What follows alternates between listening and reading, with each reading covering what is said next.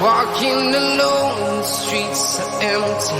The only thing I can see is my own silhouette. I'm getting stronger, step by step. The clock is ticking, but there's no time for regrets.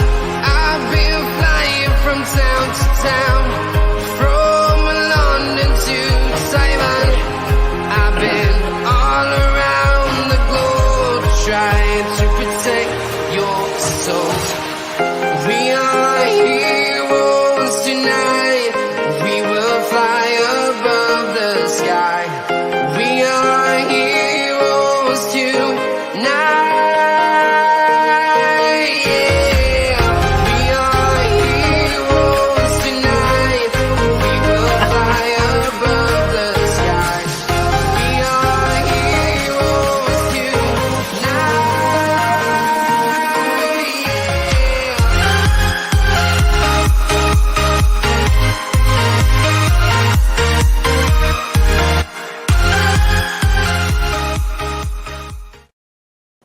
Yes, people, welcome back to Let's Talk Premier League. We are here for the Chelsea show. You wouldn't know because the intro is a bit different. Fuck you, UEFA. That is not the first time I've ever said fuck you, UEFA, and it will not be the last time I say fuck you, UEFA. You're doing my head in. So I need to change the Chelsea intro. Make sure that one bit is slightly, probably a second or so, and then UEFA will be like, that's fine. But yes, we are here for the Chelsea show. We've got a lot to talk about. So we'll get into it, but we have got Andrew and Abs here. How are we both doing? Good. I didn't see the intro. I was Did you not? No. Oh, look at us. I didn't see it. The intro is wonderful. Check it out after the stream. It'll be the first thing you see on the video. Believe it or not. As shocking as it is, I had to somehow fit trophies into cabinet. Oh, it was a nightmare. Let's put it that way. Nice intro says, Cop, absolutely. Chelsea going to get hammered 3-0. Chelsea not that good. Lukaku don't want to be there. I agree. Argyle are going to hammer Chelsea 3-0 for sure. And big up to DJ Sav as well. But talking of Argyle, I never thought I'd be able to talk about Plymouth Argyle in the Chelsea show, but we actually can. Now, I am sort of unhappy with this draw. Because we really wanted United, because to run rings around their midfield and genuinely make them look shit would have been quite entertaining. But I guess we can do that in the fifth round. But Andrew, we'll start with you. What is your reaction to your FA Cup draw? Because it's one of them sort of weird ones, isn't it? That you should win it. And if you don't win it, it's like, oh, Jesus Christ, that's a little embarrassing. It's a bit like that Bradford one, isn't it? That you're just not 100% sure what could go on. It could be quite messy. Well, I was, I think I was on the stream when they were doing it live. I was with Fatur, who lives in Plymouth, and he was wanting it. He's wanting to fix the other way around because then he could just walk to the stadium instead of traveling like 6 or 7 hours. But I always think they should bring in a rule, and up until like quarterfinals, every Premier League side, if they're drawn against the lower league side, should have to play at the lower league side's home ground. Because it's different. It should be the other way, that it should always be held at the bigger ground, because in the FA Cup you get 45% of the gate. It's much more beneficial. I agree with you if we were allowed to keep the whole gate, but even then. I think if you're a Premier League side, you shouldn't need to take FA Cup money. Yeah, it's just one of them, but that's the reason why you always hear it, that they want to play away. They want to play at the big stadiums because they get 45% of the gate. They'll be able to take more and get more of the gate and everything. But only issue, we have to pay half for fucking VAR. We've got to give $9,000 for VAR. Well, that's not right. You shouldn't have to pay for VAR. Chesterfield had to pay $9,000 for VAR. What? Oh my god! But I immediately messaged you and said, we're coming for you, mate. We're gonna, we're knocking you out the next round. But no, man, it's FA Cup. Yeah, I'll be honest with you now. I'm going to be honest with you now. It might shock you. I don't watch Plymouth Argyle play football. Do you not? That is fucking unbelievable. That was shocked. Everyone is watching this. Oh, Well, so everyone is going to watch this video.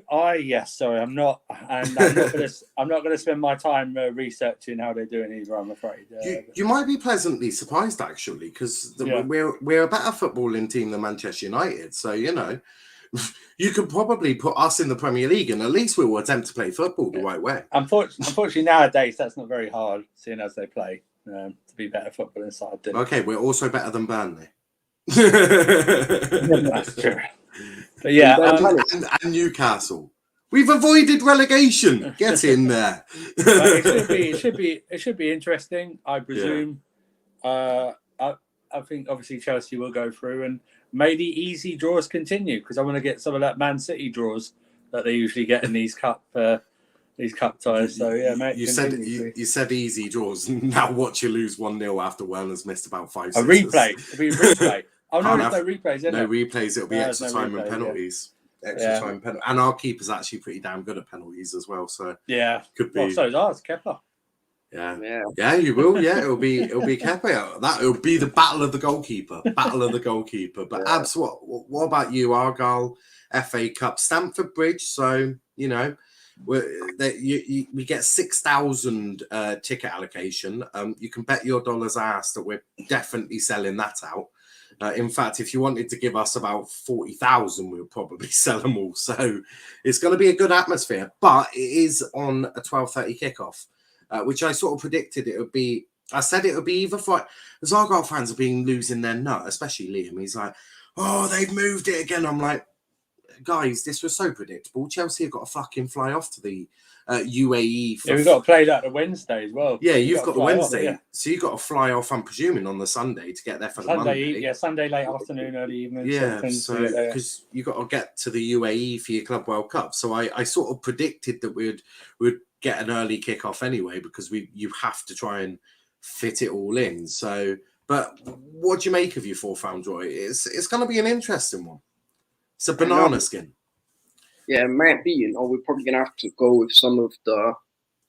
we're going to have to go for some of our best players, i.e. Ross Barkley and Saul. They're going to be very important because, they're very important world-class players, and, they have an impact on the team on a consistent... they're going to play. Oh. Yeah. Now I'm joking, but you see what it is with a bit more confident now, boys. We probably should be, but here's the thing, though. As what I'd say is we need a mixture of B team players and A team players, but not too many. And I'm just happy. It'd probably be a nice day out for some of the kids who haven't gone to see Chelsea play a game of football yet. Hopefully, Argyle don't ruin it, and come to the party for them and send some poor little 7-year-old crying back home. But yeah, that's just here's what it is, man. It's another draw, and let's see if we can get more and more easy draws. I want us to finesse our way to an FA Cup. Like, I wouldn't mind playing. I don't know. In fact, you know what? I wouldn't mind playing Sheffield United in the final if they've got this, so that we can send my Goldrick the Pagan packing. Yeah, I mean, we were. I had 2 ties that I wanted. I wanted either United or Preston, for obvious reasons why I wanted Preston. But what made it even sweeter is our former manager is now manager of Preston. He's a Liverpool fan, and he's been desperate to get Liverpool in the 3rd round of the FA Cup. Last season we got there and he didn't get it in the 3rd or the 4th. And then they get knocked out by Cardiff. And who did Cardiff get at Anfield? Yeah, you got it, Liverpool. I absolutely loved it. I had the greatest smile on my face when I saw that, Troy. I was almost brought to tears for how emotional that was. It was just so good, knowing the pain he'll be going through, knowing his team is so shit. But, it is what it is. I said we would get you. You did, but I feel like that was just a bit of luck, Daniel. Unless you've genuinely falsified the draw. If so, I want a redraw because we want United at Old Trafford. Firstly, more gate money. Secondly, you could probably beat United with our B team. City 3, Chelsea 0 tomorrow. It's going to be an interesting one. Obviously, we'll talk about the City game in a bit. Breaking news, the Arsenal game versus Spurs is off. It's not off.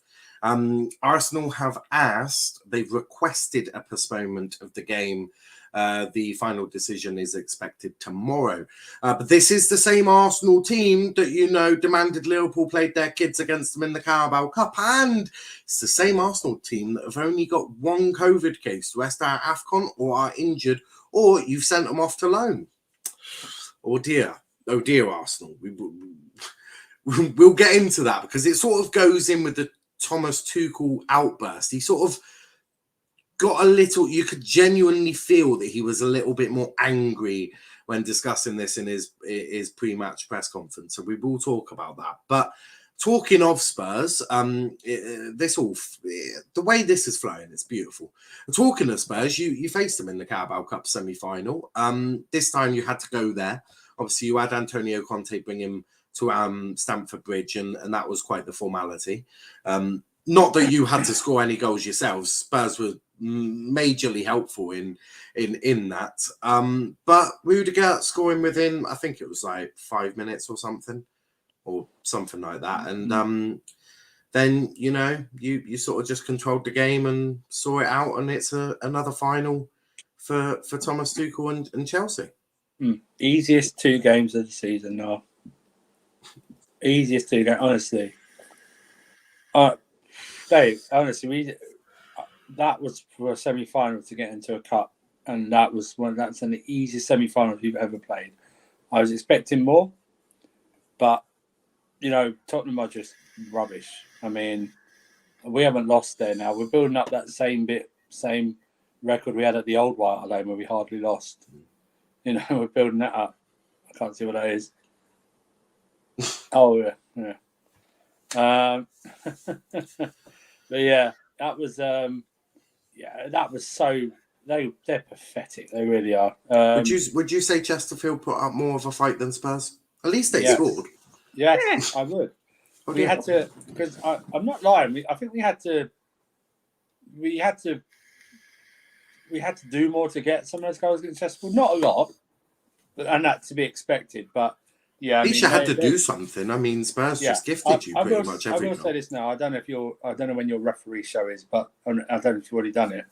But those couple of decisions by Mariner, I think it's Mariner, right? The referee, that was a joke. I just think they were just a bit of a joke, really. And Harry Kane's. I'm not saying he's done or anything, but he is so below average at the moment. It's not that good, and there's no way he's leaving Spurs because no one's going to buy him at this rate. The way he's playing. His best chance was the summer just gone, wasn't it? With you looking for a striker, City looking. I want to big up Malang Sarr over the two games. Much ridiculed, even by myself. But yeah, he's stepped up a bit, and yeah, just very simple, very simple. Be interesting to see who we face now, because that ties in the balance. But yeah, easy job, easy work. For sure. What about you, Abs? What did you make of the semi-final with Spurs? One of the greatest from Spurs, if we're being real. I'm pretty sure our under-18s probably give up more of a fight than that. Yep. They certainly wouldn't concede a goal from just hitting your own defender with it. You certainly wouldn't have done that. No, you're right. You know the best bit is, by the time Conte was finished, he probably walked into the dressing room, and this is what ended up looking like. You can stay with this trim, man. This guy can't stand Antonio Conte. He's a bald pagan, and it was so beautiful. It was so good. It was so easy. Kai Havertz got the first goal in the first leg. Then they had some madness at the back, and then they managed to bounce the ball off 3 people in the back of the net. And yeah, we're just pretty straightforward, pretty easy. You know, obviously, I can now run my Harry Kane agenda because it's another semi-final or final where he's ghosted in. So once again, that he's not world class. And yeah, it's another final for us. Very, very easy. There was some, you know, it was. You see them times where you've got a team that isn't even playing that well, because I don't think we actually played too well, to be honest. Over the 2 legs, we weren't amazing. Tottenham were just dead. That's all it was, bro. Like, it was they were so dead. We didn't even have to be good for them to lose. You know, 2 clean sheets, that's 3 wins against them. And when we play them in the league, don't worry, we're going to make it 4 wins against them with 0 goals conceded as well. And also, I'm going to have to drop one thing. You see, Kepa tax, everyone said about Kepa tax. Tottenham have been paying it all season because every time he's played against them, he's kept a clean sheet. So, you know, that's good, bro. We're going to have to get one of them Kepa apology forms ready for some people on Twitter because I backed Kepa. Look, of course, something needed to be done. Of course, he was in such a bad place, both mentally and, you know, the whole situation. But I feel Tuchel has been the best thing for Kepa because, you know, everyone thinks of Tuchel as this absolute asshole that no one can relate to. And I'm sure for Romelu Lukaku, that is absolutely sure and correct. But for most of the players within Chelsea, I think he's really been the best thing that's ever happened to them. I think of Rudiger. I think, you know, if Tuchel doesn't come in, Rudiger is screwed. Same with Christensen. You could argue the same with your midfield of Kante, Jorginho, Kovacic. But I also think the one he's had the biggest impact on is Kepa Arrizabalaga. I mean, you know, the whole situation with Frank Lampard, the way he was sort of treated, I would say unfairly. I mean, there's ways to go about things, and I just felt Frank went about it every way possible that was the wrong way. But Tuchel's sort of come in, he's worked a bit of German magic, and he's got Kepa sort of, some even suggesting that if Mendy comes back from the AFCON like he was finishing, like you know the form he was in just before he left AFCON, if he brings that back in, there's a shout that Kepa might just go, I'll have your spot, thanks, because I watch Kepa and I'm no longer sort of worried that he's going to make a blunder. But what do you two make of that? I mean, Andrew definitely agrees. He said Mendy's the worst goalkeeper Chelsea's ever had. So yeah, I listen. Listen, you're absolutely right. Let's start off with Thomas Tuchel. I think the best attribute of Thomas Tuchel is man management, if I'm being honest with you. For everyone but Lukaku. For everyone, yeah, whoever. Because you could even forget that he brought Alonso back in, because remember Frank told him to go wait on a bus, or he left on a bus. And that's one of the things, because people sometimes forget, if you isolate a player in the dressing room, you don't know who his friends are. Oh yeah. Do you know what I mean? You've got to be so careful in treading. United are finding that out the hard way. Yeah, it's such a political hotbed. I mean, Alonso's probably friends with Kepa, Azpilicueta, any other Spanish-speaking, and he's been there a very long time as a player, stuff like that. But yeah, I credit Thomas Tuchel for his man management. Listen, Kepa's done very well. He's done very well. I don't prescribe to the fact that Mendy has anything to worry about. I think Mendy's got a lot in the locker still. You know, got a lot in the bank that he can have one or two things that, you know, it's only really one game where he's had a nightmare. Kepa's working on what he needs in the bank as well. He's just, he's just filling up his safe and all of that. 155 grand a week. Let me just say that, 155 grand a week. Yeah. 3.5 years left. 3.5 years left on that deal.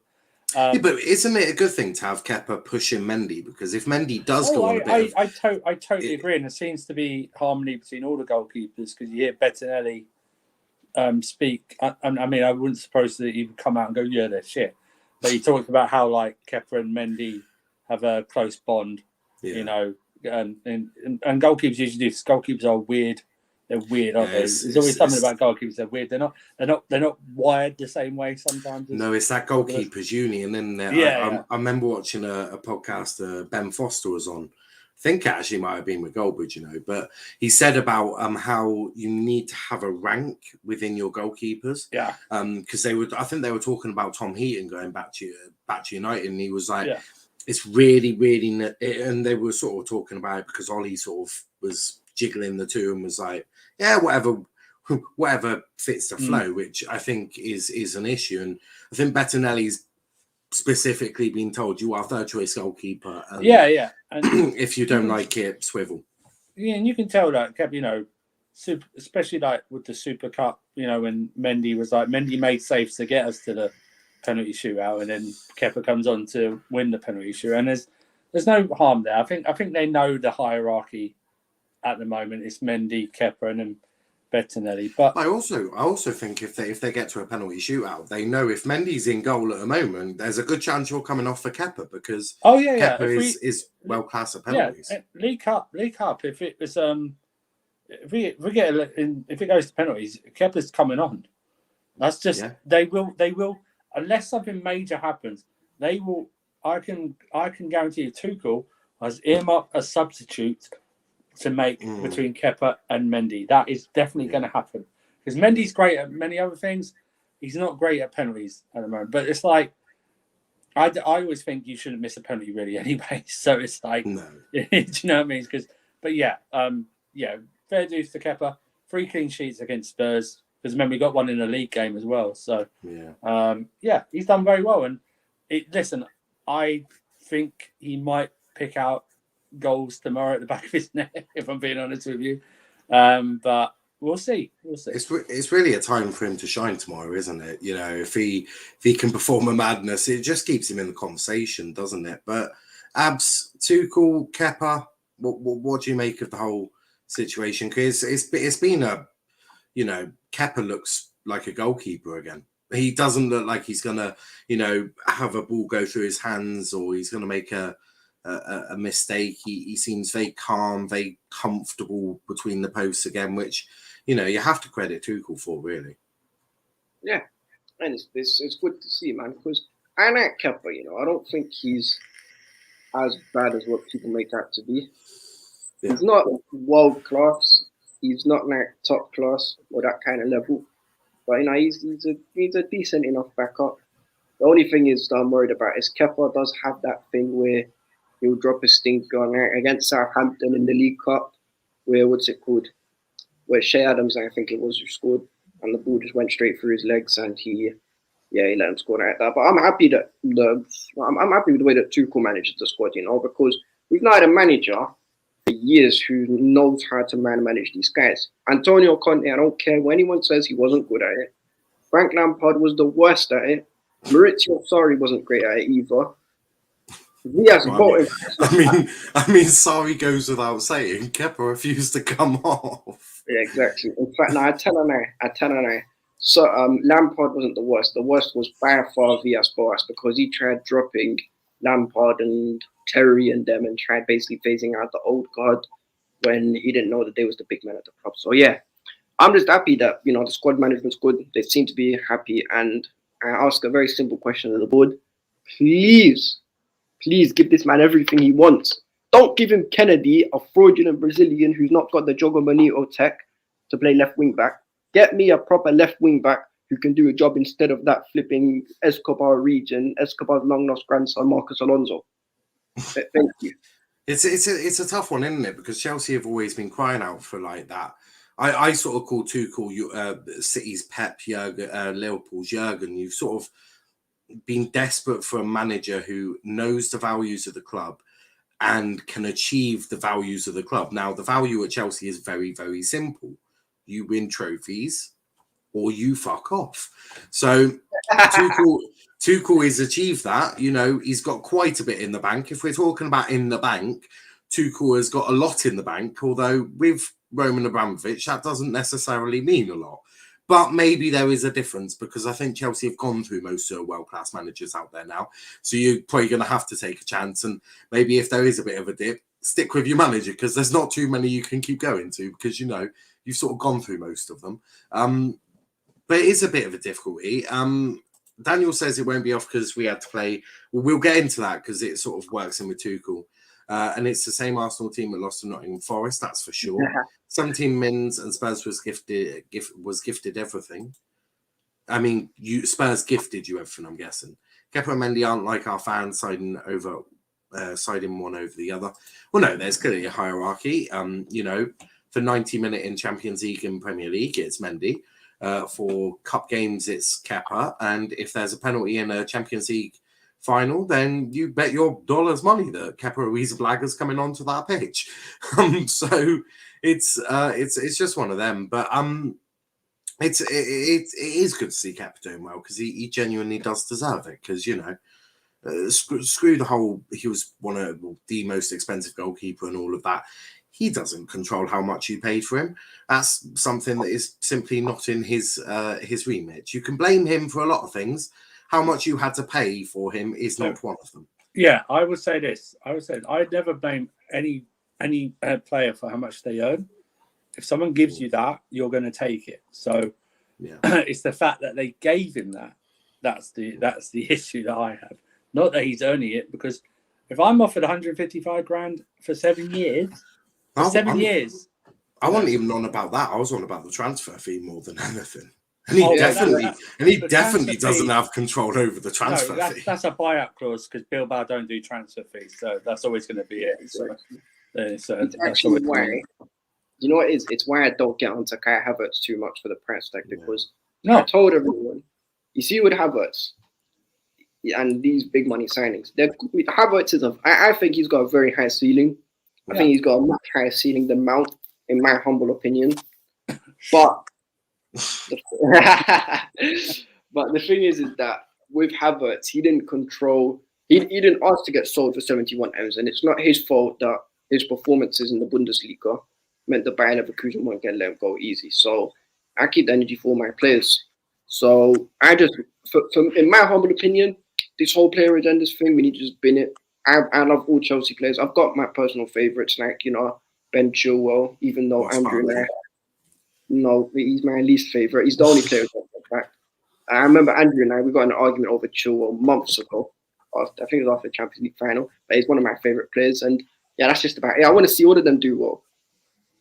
Well, yeah, because ultimately, if they're all doing well, then you're doing well. Then therefore, everyone's happy, surely. Yeah, the whole point of supporting a club. Apart from United, because Goldbridge seems to like it when they fail because he gets more money. But same with AFTV. But I don't want to start beef with two really big channels. Allegedly. There's no allegedly about that. If I said if I said Goldbridge sucked on Bobby's big schlong, that is allegedly. Saying that they have big channels and that they enjoy it when their team loses, that is not allegedly, that is true. But moving swiftly on, I want to talk about Andreas Christensen because he's got COVID.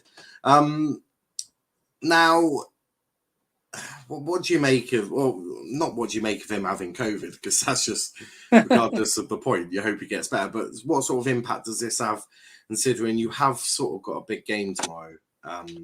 And Christensen, he's been in and out of the team recently, and that doesn't do well for stability. And I feel like your defense could probably do with a bit of stability. I don't think it. I think what it'll mean tomorrow is possibly playing Aspie at right centre back, and unfortunately playing Cho or Pulisic at right wing back, or putting Malang Sarr in. That's one of the only two options, I think, because Chalobah's not. You would assume that you're going to go for a 3-5-2 or a 5-3-2, whatever. Yeah, it's going to be three at the back no matter what. So that's what I think. That's what I think. I mean, and then Thiago Silva's back, isn't he? Yeah, Thiago Silva's. So you'd have Rudiger, Silva, Aspie, and one of or I wouldn't mind Sarr's left centre back, to be honest. What, against City? Yeah. You sound way too happy about that. No, hold on. Put it like this. Would you rather have Cho, who's not a natural defender, playing right wing back, or Sarr, who's a natural, born and bred centre back, play at centre back? No, what I would do is play Werner at right wing back, because he definitely doesn't let goals go in the back of the net. To be fair, Werner does work quite hard, so he does go up and down. To be fair, you could tell Werner to shoot at his own goal and it'll go flying. So there you go. Play Werner in defence. Just be like, Werner, shoot at Kepa. Okie dokie, boss. Oh dear. Boss, sorry, I missed that one. It's okay. Keep doing that. It could be like what Trippier did. Remember that game where we played Tottenham and Trippier scored that own goal where he put it past Lloris? Yeah, actually, to be fair, knowing Werner, he'll probably score a hat-trick against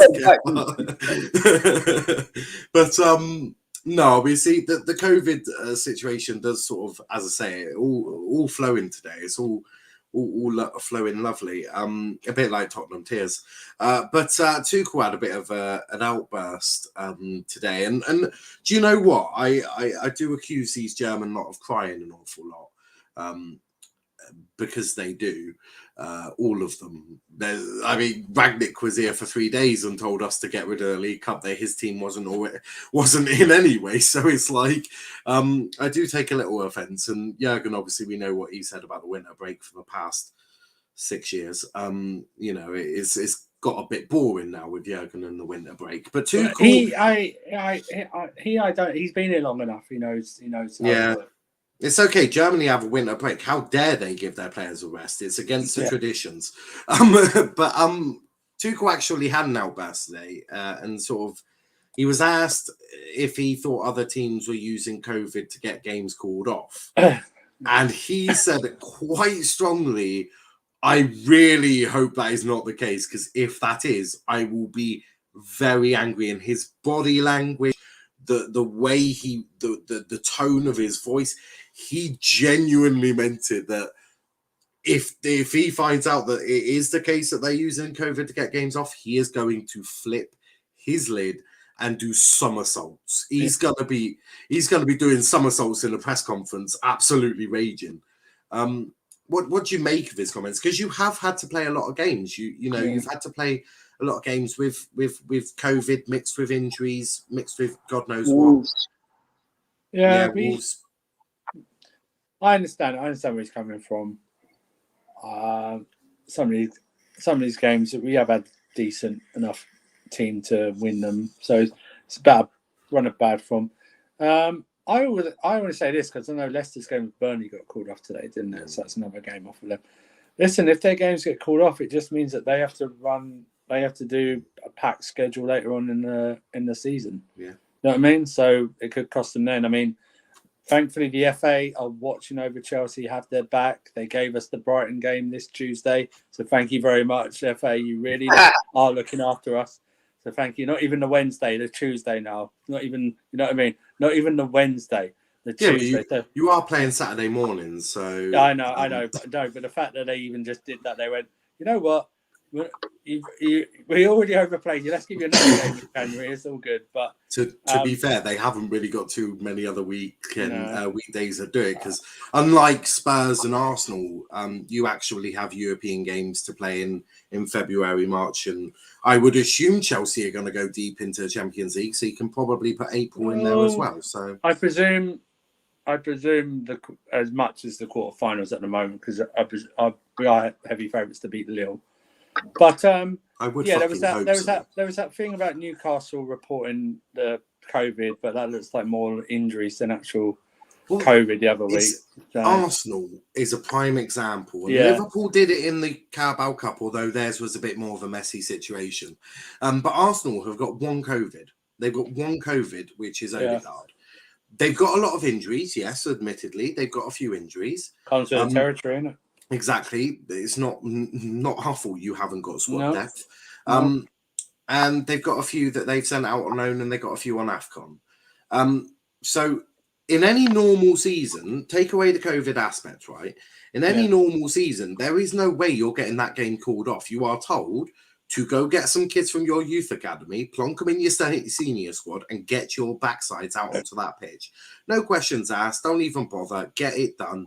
You're not getting this game called off. So what's the difference now? Because let me ask you a question. If Xhaka hadn't got sent off last night, would they still be? Yes, because they probably don't want to be playing Xhaka in midfield, to be honest with you. But it is true that you shouldn't be able to get these games called off unless you have severe COVID cases. And you can't even like accuse people of it, because it's such a dicey. No, okay. I will accuse Arsenal. No. I mean, football managers can't accuse clubs of it because it's such a dicey area to be. No, I think Tuchel should. I think he should blatantly. I think Conte as well should. I think they should blatantly say this team are trying to cheat. They are cheating, because Ralph Hasenhüttl made a good comment, which I don't know how feasible this could be, I presume not very feasible at all, considering the reason the game's getting called off is because of lack of players. But he said anyone not available shouldn't be allowed to play in the return fixture. Which of course, anyone bought any new transfers or something, right? And I for the new transfer bit, I agree. Like if let's say, use an example, Manchester United finally start acting like a big club and get Kimmich, right? So go get Kimmich. They had a game against Brentford called off, and they've just signed Kimmich. How is it fair that Kimmich is in the DM role for Manchester United to play Brentford when that game was called off in December? Therefore, Kimmich wouldn't have been there, so why should Kimmich be playing against Brentford in a game that he shouldn't? For that bit, I do agree. But obviously, if, let's say, Bruno had COVID, well, Bruno should be able to play, because if he isn't, then United are going to have to postpone the game again due to lack of numbers, because all of the players that had COVID can't play because they had, like, there is limitations to it. But in terms of transfers, it does make a valid point, doesn't it? I think it does. I think there are people, like I said. I think there are extreme, like Liverpool's like 17 tests or something like that, and they're all coming back like negative, and then they go, "Oh, it's a false negative," and the percentage of that is so tiny that it doesn't make much sense. And it's like, and then, I think he was overplaying it last night. We're playing such a strong team, because when does Jurgen Klopp ever care really about competitions in his country? But listen, I think Spurs should apply for it because they're shit anyway, so they probably need a few weeks off. So, but yeah, I listen. Like I said, if they get the games called off, they're only going to have to try and fill them in some way down the road, and some of these guys haven't, even if they get all their players back, haven't got the squads big enough to cope with it anyway. Yeah. So, and they could get injuries further down the road that cost them. Yeah. So, I mean, how many games are Leicester and Burnley back now? Is it 4? Burnley, I think, have played 17 games in the league now. Yeah. So they've played the least amount of games. So they just lost one of their best strikers as well. It's like, he scored 3 goals from this season. He was prolific. But Abs, what do you make of Tuchel's comments? Because he has been very strong in his stance here, that he's sort of set out a warning to the Premier League, which is, if there are people using this to falsely get games called off, you might want to keep that hidden from me, because I will headbutt every single one of you. Yeah, and he's rare, because there's a couple of games that we shouldn't have played. We should not have played the Wolves game. That game should never have been played. We did not have a fully fit enough squad. I don't care if the team was there. We didn't have a fully fit enough squad. And here's my thing. I hear what Andrew's saying about moving the games to a different date, but deep it. Imagine you're on a good run of form and you're going to Wolves away and they're on a terrible run of form. Then, it swings in your favour a little bit. So it's from a selfish point of view, I've won it because we'd have more chance of winning that game. But from a non-selfish point, I'm being genuinely serious. Like, them kind of games should be cancelled if you have genuine issues. But these other teams using COVID as a fake excuse, they need to go do one in the most polite way. Because I'm sorry, man, you can't just be hiding behind COVID as to why you can't play this game. If you're due to get a spanking, go get spanked. It's fine. You can always go play them in the next game when, unless you've played them before in the season. Or if you spank them earlier, then no problem. It's 1-1. Not a big deal, man. I don't care. It's not that deep. Like, if our Wolves game got postponed and then we had to play them in another period where they're on bad form and we're on good form, I'd say it's slightly unfair. But it was also fair due to the fact that we had our own issues. And I just want consistency. That's what I want. If there's no consistency, then, you can't really respect what these men have you seen our referees? You're asking for consistency from the wrong people, I assure you. Not the refs. I'm talking about the officials. That's what I'm talking about. You're asking for consistency from a company that hires that. True. That's a fair point. They're not like, consistency of the Premier League is not something that goes. It's not something that goes. That's like Marmite and KFC. Just doesn't work. But I see Andrew's face then. Daniel says it's cancel anyone's games but Chelsea. Niall, thoughts on Mason Mount being more pivotal to Chelsea winning the UCL than Didier Drogba? God. You know, No. fair comment from Johnny. Didier Drogba's a bum and Mason Mount is Jesus Christ. Obviously, if you can't sense the sarcasm in that, Abs, then you really are on the wrong channel, mate. Sam says, I think 5-sub will need to come in. Players have more and more heart problems, rough fixtures as well as stupid internationals as well. Need to protect players, but no, FA protects refs more than. I think, yes, there is an argument for the 5-sub rule. The issue with the way that all of these are made is you have to get a majority vote. You have to get 16 teams to agree. Now, I bet your ass that the top 10 probably would 100% agree. And then you're left with the bottom 10 that are probably like, imagine Burnley are like, we haven't really got 5 good players on our bench, so we're not really too keen on you having 5 changes. We barely want 3. In fact, we vote for you to have no changes. No stuff. None. That'll be Burnley's stance. Whereas the stance of, let's say, a United who have got a squad depth bigger than, you know, 2 League 2 sides combined, they're going to be like, please do give us 5 subs because then we can make as many changes as humanly possible. I've always said that the regulation within the Premier League is a joke because the club shouldn't be regulating their own league. It should be these are the rules, deal with it. Like, you know, have someone like me sat on the big chair, and then you have like United crying, going, please give us 5 subs, and I go, no, you may have 1 or 3 or whatever. There needs to be one person who sets the rule, and you do it. If the effort in or even have a group of independent regulators to hear them out, hear Burnley side, hear United or Chelsea side, and then come up with a judgment like a judge does in criminal law and goes, right, this is the rule, follow it. Therefore, there can be no question of, oh, well, United are voting for it because they've got a big squad and Burnley aren't voting for it because Burnley haven't got a big squad. It's one person sets the rule, everyone has to follow it. But Andrew seems to agree with me on that. I just think it makes in these times now, whether normalcy happens in a year or so or 2 years' time, because it's not under normal rules, then look back at it. But under these times, I mean, we were taking goddamn drink breaks during the first lockdown. Remember that stopped now. Yeah. I just think, listen, you can go, oh, it favours big teams.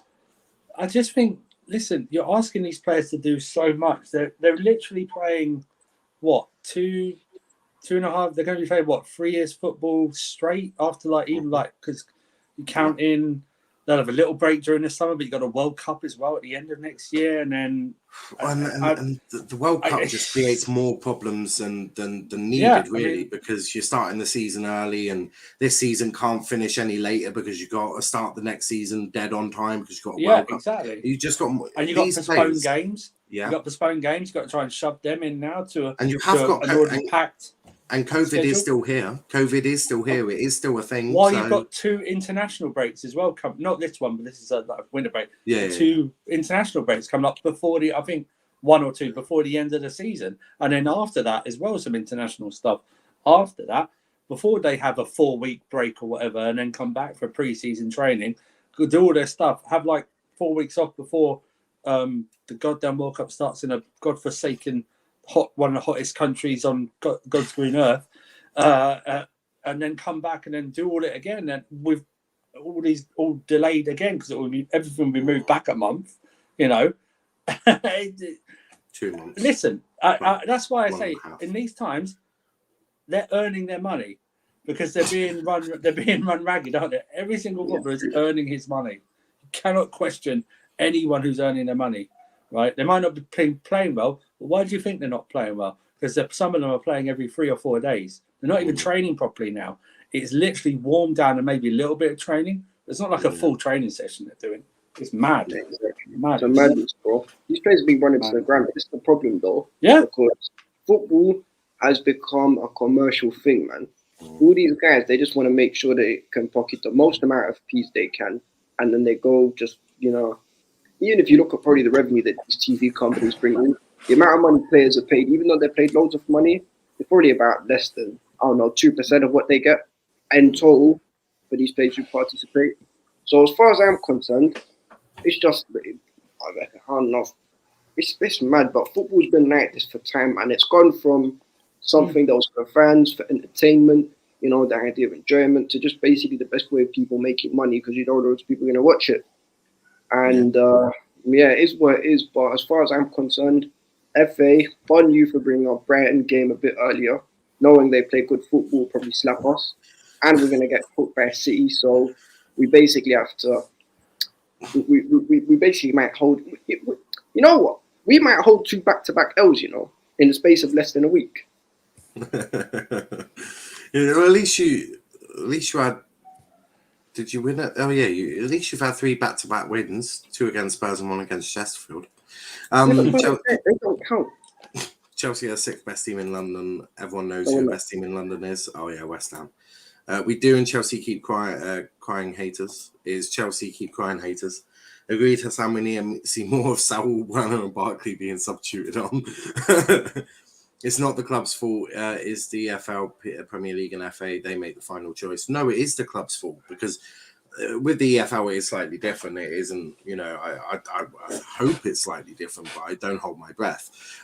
You do actually have the Premier. You have the clubs voting for their own rules, which is just ridiculous.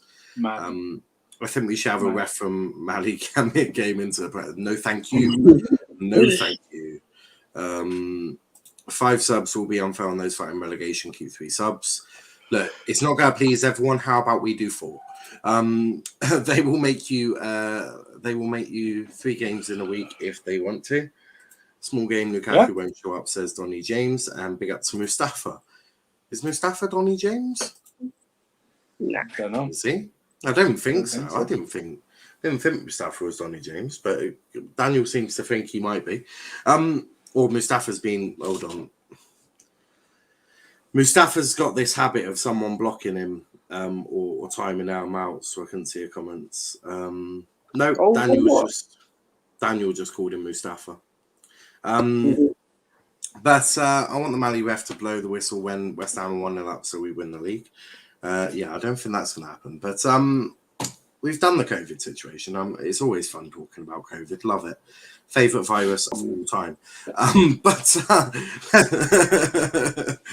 We'll laugh about this in 30 years' time. Don't worry. Or you'll be dead, one of the two. But let's talk Rudiger. Let's talk Rudiger. There has been some promising news, apparently, that he is. You're closer this time to meeting his expectations for his contract.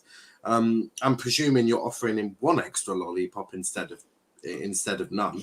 But Andrew, do you feel you're going to get Rudiger now? Do you feel that there is progress, or is this just you know, another bit coming out and then Rudiger signs for Bayern Munich in the summer? Let's do this. So, Rudiger has been sold a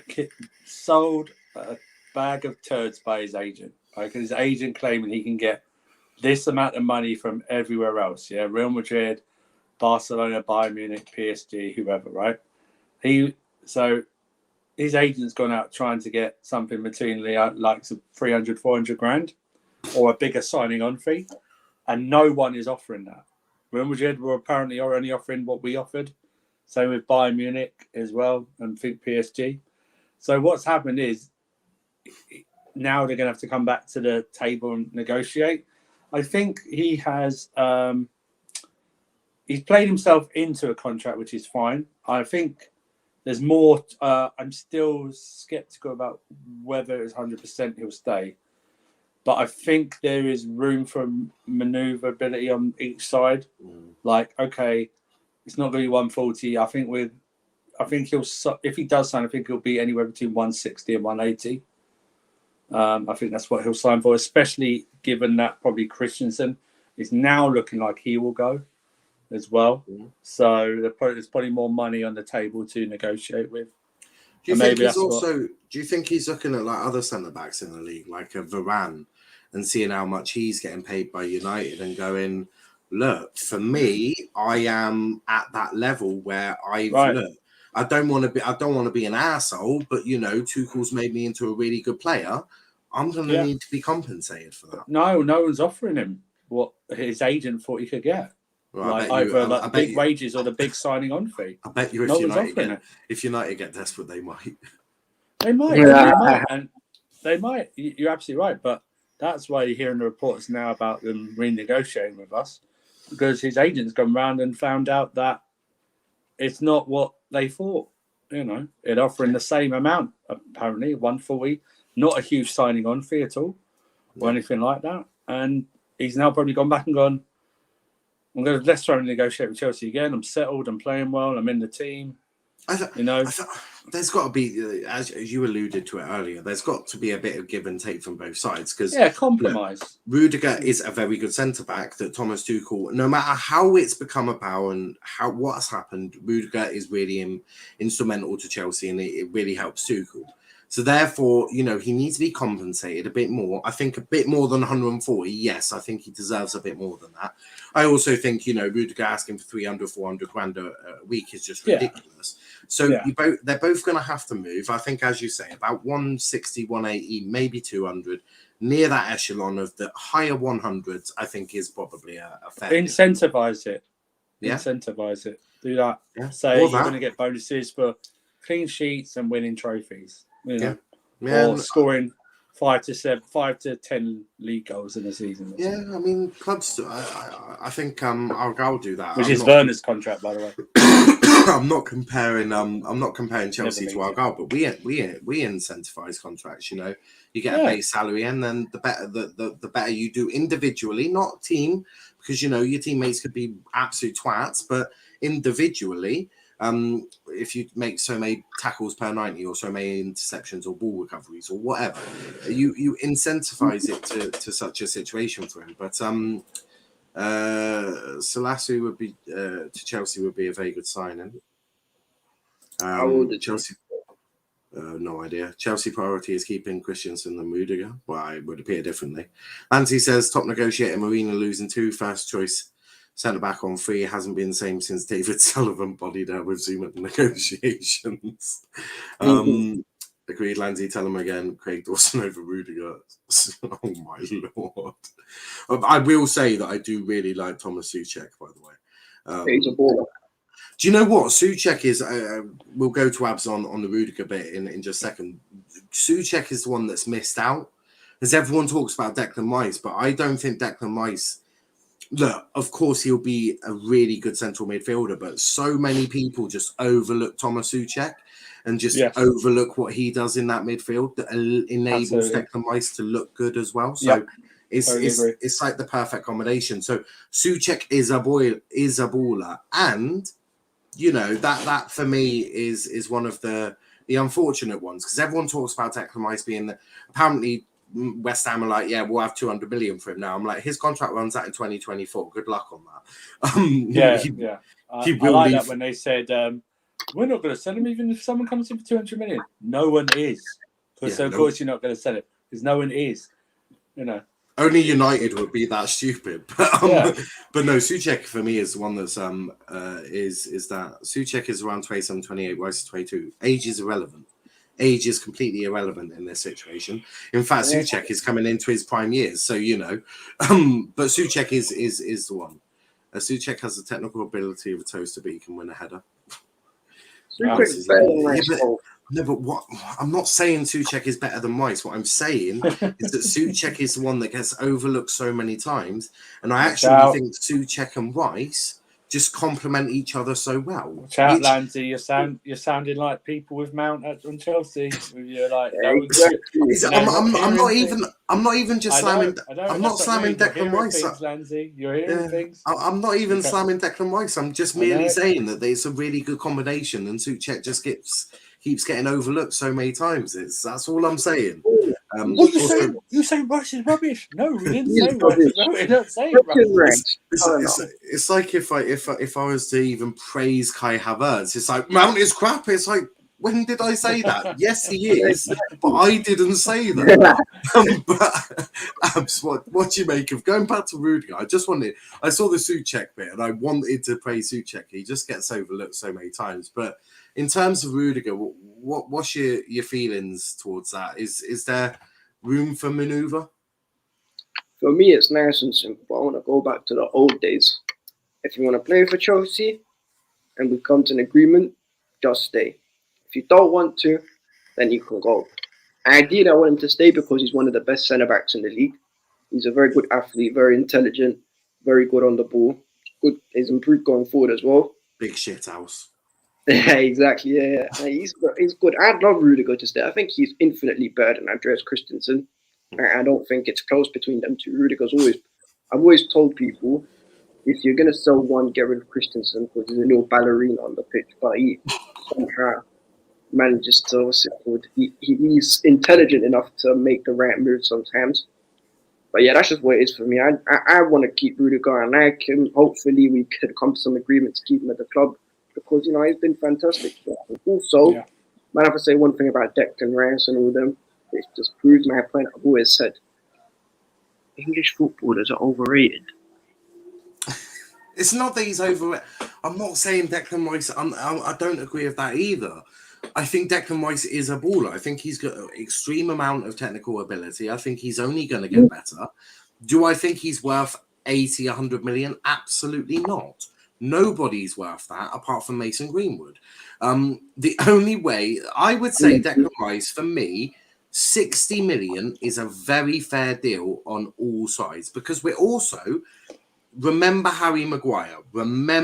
Harry Maguire was very good for Leicester in a low block, has gone to Manchester United and performed like shit. Exposed. So, be very careful when it comes to... They're doing very well at West Ham, and I think there is a difference because West Ham, they do things a bit differently. Midfield slightly different to centre-back. But I will say, it's a bit of an interesting one. Brionac says, Andrew, can you do a back? I don't know. Can you do that? I presume can you do a backflip. Do you mean a backflip? No, I certainly cannot. No. Donny James says Mustafi is the only fan who wants him at Man U. In order for Rice to join Chelsea, he needs to agree to do it. Oh my lord! No, you got the name wrong. It's Mason. It's not Marina. It's Mason. Yeah, he's got. He's already done that, Andrew. I've said this before. There is 100% a sex tape of Declan Rice and Mason Mount that will get released at some point in the future. I'm sure. Dude, they've definitely listen. They've definitely been whether it's away England trips or something. They've definitely been in the shower. And they've accidentally touched. They've definitely done. That's what I'm saying. There was no accidental about it, Andrew. Okay, I would say an accident. All I'll say is with the Marina thing, they cross swords. There's probably a few players who do it with Marina though. Oh my lord! What an interesting subject. But luckily, that's not the subject we're going to end on because I decided to go for a less X-rated next tape. Rice Mount. Oh my god! Oh my god! Jesus Christ! The sound. There is a dream. No. It's from the room. Minerals. Yeah. It's gonna be an covered orgy. in minerals. I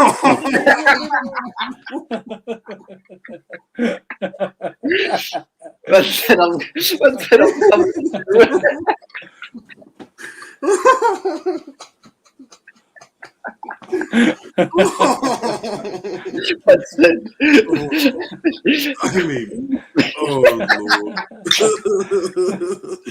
It's going to be an orgy. Add Billy Gilmore into that as well. Oh man. Oh my god. Rice is overrated. But luckily, we're going to talk about Manchester City because I feel like that's a little less disturbing, really, because I don't really want to imagine Johnny in those sorts of situations if that's all okay with you. But let's talk about Manchester City.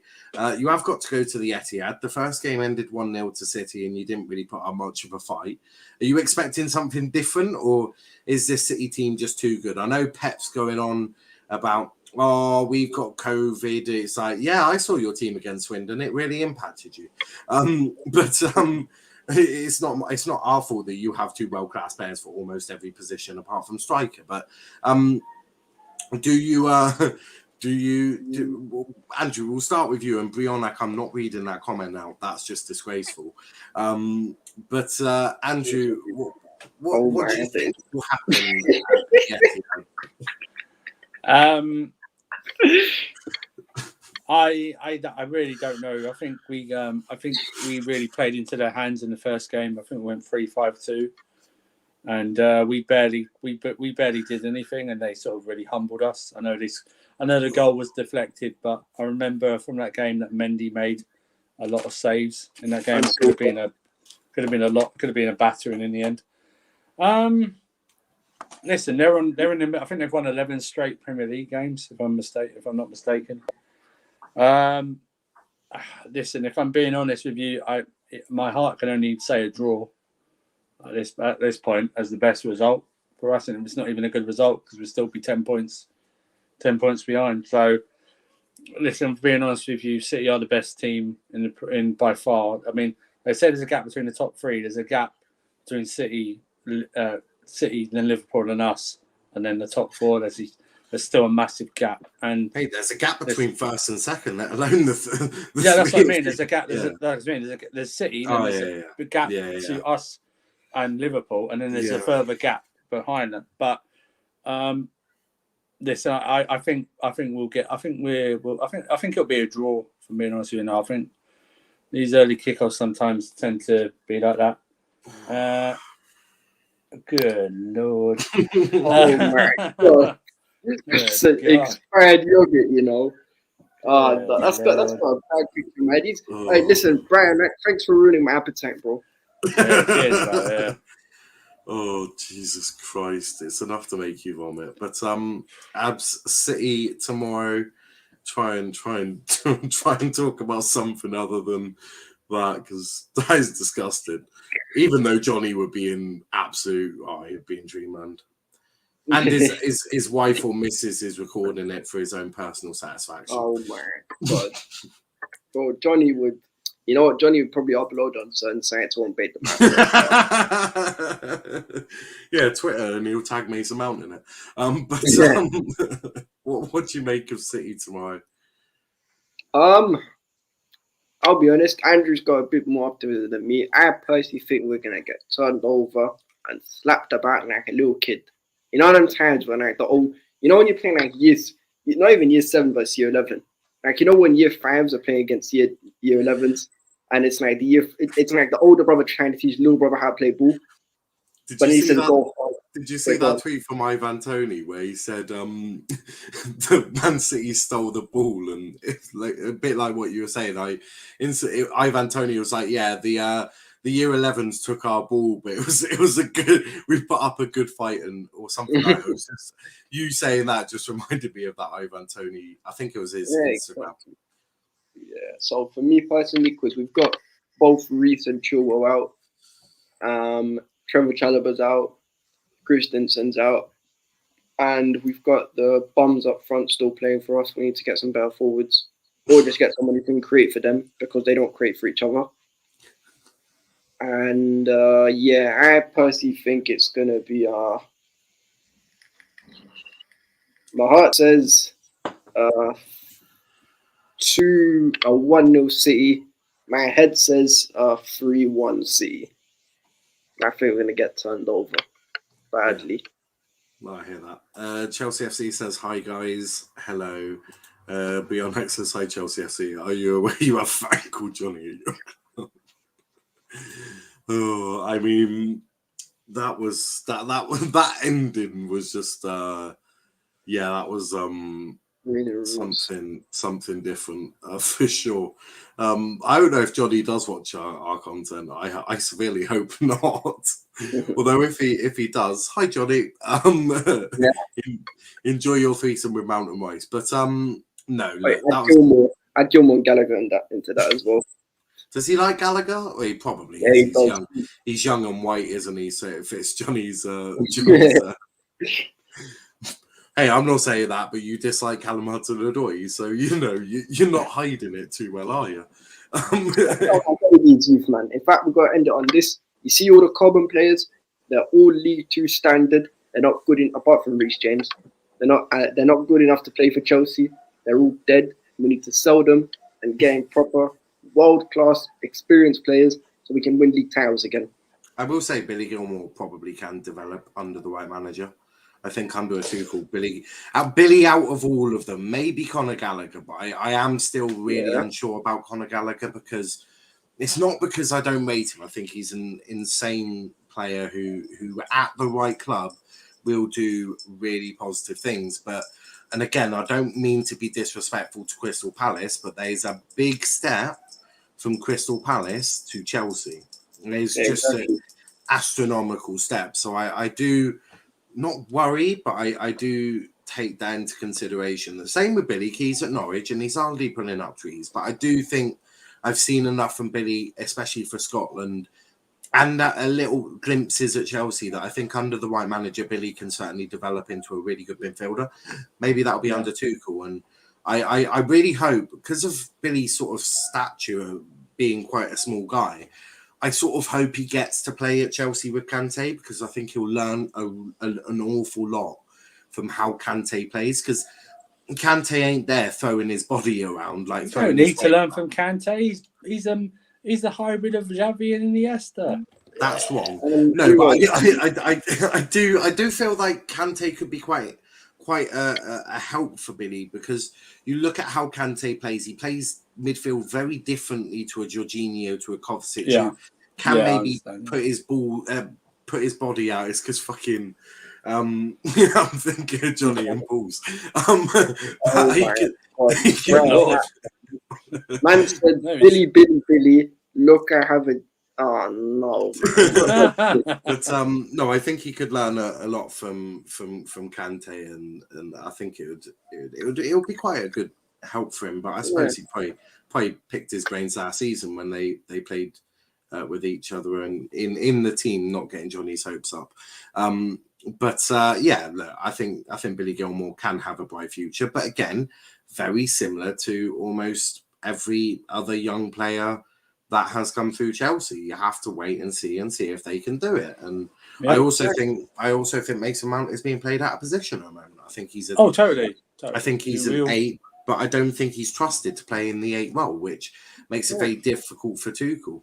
He's not a double pivot player, so he's not a double pivot player. Yeah, but this is the problem though. Our development of our youngsters hasn't been good, and this is the other thing. You see, with Chelsea fans, some of them would rather we never win a league title again, as long as we have a starting 11 full of Cobham players, Cobham FC. That's it. You know, I won't drop certain names, but they know exactly who they are. In my humble opinion, I don't care if you're from Cobham. I don't care if we bought you for 100 M's. If you're producing for me and playing consistently and winning me league titles and Champions Leagues, then I'll love you. If not, then you can bounce. The way I have quite a simple view of it. I like a good balance. So our goal, ultimately our goal to have more youth than maybe per se anything else. But I like to have a balance. So I think we've got about 4 or 5 that have come through the academy. You've got Jeffers, you've got Cooper, you've got Lawsey, Randall, got another one coming through. So we've got about 5. You've got a few fringe players that, really add to the depth. But for me, I like to have that in with a few from outside our club. Like we've got a centre back at the moment. We got him from Walsall. Absolutely love him. Think he's brilliant. So I do feel that having a good balance in between is where I go. You can't just. I think everyone gets so het up on the class of 92 and go, that can happen again. And hey presto, guess what, buddy? That's never happening again. No, it isn't, man. So it isn't, but that's where it is, man. That's why I'm saying that. I really, because for me, as far as I'm concerned, I look at every player exactly the same. Don't care where you came from. If I like you, it's not because you came from Cobham, it's because you just fit the bill. Like, my favourite player is Ben Chilwell. We spent 50 M's on him. He's not necessarily, and it's not because he's wise. It's because I like the way he plays, because he does a job, and he's actually, you know what it is? I think players who come from other clubs, English players come from other clubs, get underrated, but youth players from your club get overrated. So, and I think Chilwell's underrated to this day. He's quality. I think United is quite a prime example, isn't it? The best ones to compare is actually Martial and Rashford. Right now, both are. Well, if you think back to Martial last season, was utter crap. Everyone going in on him. Marcus Rashford this season has been way below standard, but he gets aware of it because he did some PR and he fed some kids. Like, I just think the inconsistency within the two is just major, and I think you do want your own. You want your own to do well. So if someone from Cobham comes in, you want them to do well. But I do feel that some people and some fans maybe either overhype them or want or some fans. Bro, a fan tried telling me that Mason Mount did something more important than this. Yeah, Please, I'm certain that this is the other thing. You see with my fan base, and now there's some of them I can talk to, I have a convo with, and there's others who, when I listen to them, I just. Well, some of them want Roman Abramovich out of their club, which makes about. Oh yeah, they can go. They're not Chelsea fans. Anyone who disrespects Roman can bounce, as far as I'm concerned. They're pagans. Any man who disrespects when Roman, was it? Who was that lad? Rory, that's the one. When Roman had to sack Lampard, which I think everyone. I was happy with it. Yeah, I think everyone agreed that it should be the case, but yeah, it was one of them really. But it was yeah. It is what it is. And even Lampard, people act like, Lampard came from the academy. Bro, we bought him for £11 million in 2001, which if you factor inflation is probably about 4 years now. So what's this? Yeah, no, I agree. It is a madness, but we are going to wrap it up there. I totally agree. I was here for all of that. We were just talking about you would actually agree. We were just literally talking about any Chelsea fan that I think we mentioned Roman Abramovich. Some were saying that they want him gone, and we just basically said that if you want Roman gone, just bounce now and be done with it. You can go for Respectfully, you can have these two. That's what. Yeah, it is a bit of a madness, but I'm going to go because I'm going to go watch a little bit of Brighton versus Crystal Palace. Damn! I forgot to do my FPL. Oh no! Oh no! I've still got Salah in half. Right, so. It's got Mendy and gone. No. Yeah. Bionak actually makes a very good point here. Johnny say Mount is proper Chelsea when he is a Portsmouth fan. Let me just tell you. Let's sign off with this. Proper Chelsea didn't exist until 18 months ago. No one at Chelsea called himself proper Chelsea. Okay. Surely if anyone was proper Chelsea, it would probably been John Terry, wouldn't it? Because he came through the youth academy, all of that. Yeah. I know. Obviously, Terry has got more flaws than a fucking floor shot. Nothing else about Terry. I don't claim Terry is one of my legends. He's a club legend, but I agree, and I understand why. I understand why he's a very flawed character for sure. But, let's be kind and say he's very controversial. Well, that's why I said flawed, because we could go into a whole thing of everything that John Terry has done, but let's avoid that. I think we all know just casual racism and then shagging his teammates' misses. Just let's put it that way, that you're a flawed character. It's a bit like how Ryan Giggs is very much a flawed character as well. But good footballer, flawed character. But yeah, Mount is actually a Pompey fan. That is true. Yeah, which is when he celebrates when he scores against Southampton. That's why he winds them up. Yeah, and that's absolutely fine. He's went on and had a good career. Daniel says you have no choice with me. We share a channel. I don't think he's coming for you. Daniel, you're my guy though. Why you're not a Cobham. Here's the thing, Dan. You're not a Cobham sexual. You just like some player from Cobham. And one of it, whoa, you're not like Johnny, who's got his flipping head so far at their asses, you can probably see the brown stuff. Lovely. But on that note, we are going to wrap it up there. We'll be back at 9 p.m. with the United boys. They won against Villa, so I'm sure they're all delighted. I'm presuming they're probably not, because it's United and we're going to have to talk Dean Henderson storming out of training. So it's another week of just upsetting United fans, but hopefully they'll be fine. But before you do go, hit the like button, hit the subscribe button as well. We are going to do some watch-alongs tomorrow as well. City Chelsea, of course. We'll do a watch-along to that, and I think Villa United tomorrow as well. Is Newcastle Watford tomorrow? Yes. Yeah. It'll be on his goal. I like how we say his goal as it's like a TV channel nowadays. Yeah.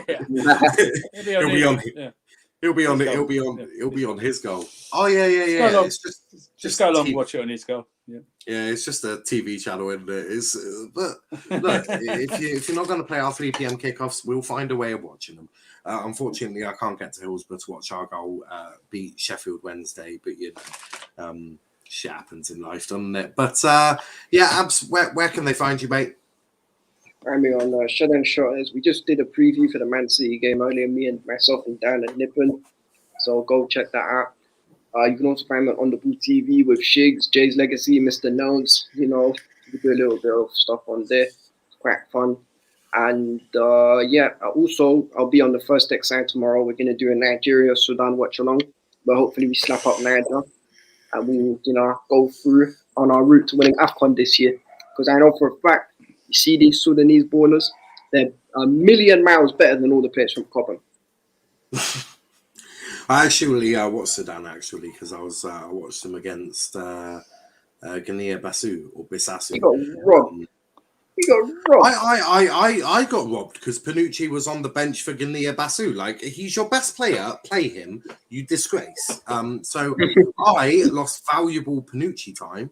And if you don't know who Panucci is, for me, such a beautiful African player. In fact, I think he's one of Argyle's first. Actually, he's the first Argyle player that's ever gone to the African Cup of Nations. So, even Argyle are getting involved in the AFCON. We're all Guinea-Bissau, so I'm presuming we all like AFCON for about the next 2 games, and then we're out. But that's pretty much how. Although apparently a draw might be enough to keep them in because of the way they do it, but let's hope not, as we need Panucci back at Argyle. We've got Chelsea to contend with. But Andrew, where can they find you? Although you apparently saw over Andreas Christensen. Find me at the Winter Surfer on Twitter. I tweet out what I'm doing. Tonight I'll be on Sarcasm City TV, Ballers at the Bridge, 11 p.m. a preview for the City game, and then straight after that, same channel, NBA stream, the Golden State Warriors against the Chicago Bulls. So that'll be good, and you'll probably see me over the weekend reacting to Chelsea doing things, or reacting to people reacting to others reacting to other reacting, so stuff like that. Yeah, but more importantly, subscribe to this channel, subscribe to Shed and Shotters as well, and enjoy your weekend. Yeah, mentioning First Sex, I do really need to get back on there with an EFL show at some point in the near future. Yeah. It's just Aaron annoys me. It's true. Like, he went and signed our striker, and he was like, he's going to score us goals. I'm like, man scored 3 goals in 16 games. He's not prolific, but that is another rant all in itself. Ryan Lowe's been chatting shit, so I may be doing a reaction to that if I can be bothered, because to be honest, he is an irrelevant wanker, but it's always good to talk about that. Hold on, put me up full screen. You're gonna love this. You're gonna love this thing I put. There's a 9 I put there. Oh man. Good Lord. That's beautiful scenes, we're running this mountain. I don't think I can even support you on that one. Oh my God. But on that note, guys, I think we are going to wrap it up. But until next time, thanks for watching and peace out.